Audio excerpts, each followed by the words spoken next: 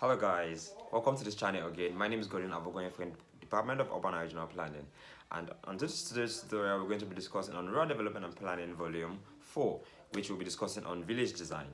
What is village design? I'll be sharing on this tutorial. If you stay to the ending, I would like you guys to stay tuned, and if you haven't already, I would like you guys to click to the subscribe button and the notification icon and get notified whenever I post any video right here on this channel, because I'll be dropping videos concerning planning on and different courses you need to know while I'm carrying out a plan.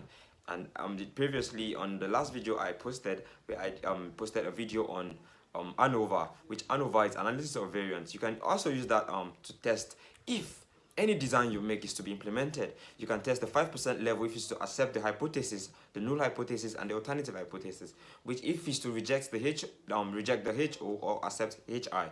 So guys, just stay tuned on this channel. Alright. Today's tutorial we'll be discussing on village design. What is village design? Village design is a short and long-term document in order to meet an aesthetic life of the dwellers in village settlement. So, if you want to carry out a village design, these are the procedures you need to follow. One, you get the base map of the holistic area of study. This base map will be updated with the current today's event or structures that are in the village. First things first. So, the base map will be showing clear picture of the village. One have to understand how the village looks without even going to the village with the base map. So, two, you provide the facilities map, the existing facility of that holistic area of study of the village you are planning for. So the facility map will be in place. After getting this facilities map, then the third one you need to get it to provide is the problem map. Because in any design you want to make, in any plan you want to make, there must be a problem before you actually want to make this plan or this design for any settlement. So you provide the problem map showing, indicating the existing facility that are not functioning or the ones that are functioning in the society, or infrastructures that needs to be in place that they are never in place or are in place but are not functioning. So that is the problem map. Right? So after getting this, the service area map, service areas. These service areas now will now show if the service area that are available for the society in that particular holistic area of study or the dwelling place is of standard for the life they need to have right there. So after providing all these maps, then you and your subordinate, your team member, the technicality in which you guys will use to implement this strategy in the design have to be in place. So, with your subordinate now, allocating tasks to each and everybody to go to the holistic area of study and get historical background of the holistic area of study. Now, consulting these dwellers in that society have to be tackled with technically, in which I mentioned in my previous video, where you'll be using your sampling techniques to get data from any village design you want to do. So, using the systematic sampling techniques, because in order to have a probability of the population size of that settlement, you have to get a good data from the holistic area of study. So, the systematic sampling techniques, you have to do it technically, which the name implies, systematic. Have to go in a way that would be understandable for the dwellers, in order to avoid rejection of your questionnaires that you'll be distributing in the holistic area of study. So after getting all this data from the holistic area of study with the face-to-face conversation, the recognizing survey in which you have carried out in getting your data and trying to analyze this data now. The analyzing stage, we're going to come to that, and that will be on the chapter 3 of your report, where you analyze your questionnaire, your population size, the average, the age ranges of the dwellers in the society. So that will be coming back to that, right? After going to the holistic area of study and getting all content, all data you need to get, then you come back with your team members to plan this proposed map.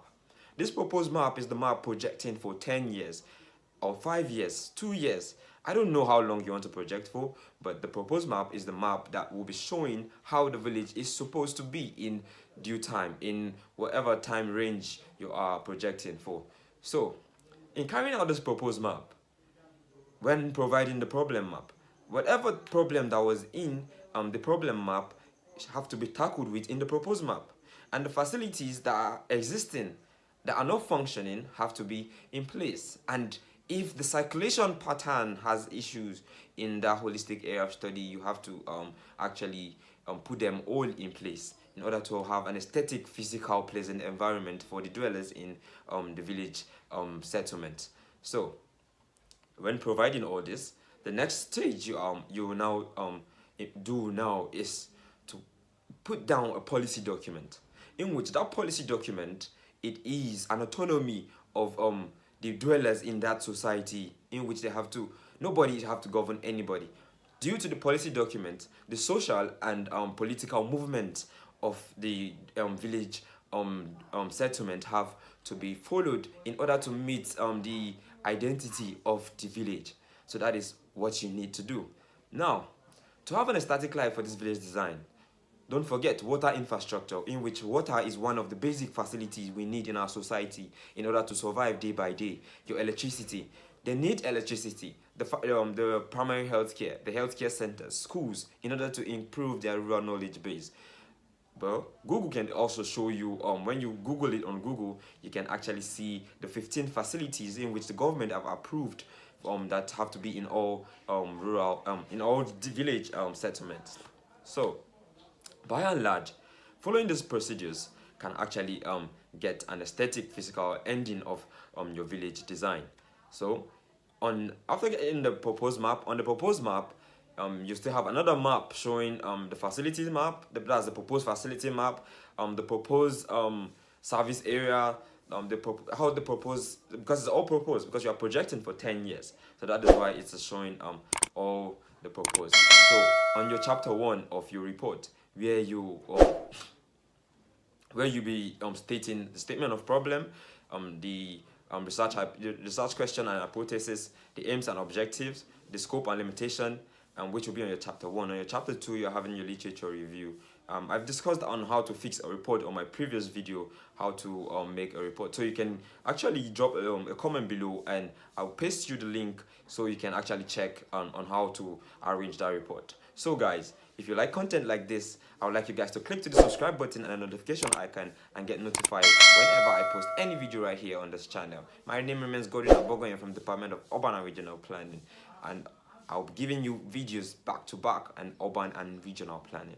You know, regional planning, that's allocating activities of land use in all regional centers, in all the geopolitical zone of all regions in a country. So that is for regional planning. So guys, I think you will love content concerning urban and regional planning. So click to the subscribe button and the notification icon and get notified whenever I post a video right here on this channel. See you next week, guys. Bye.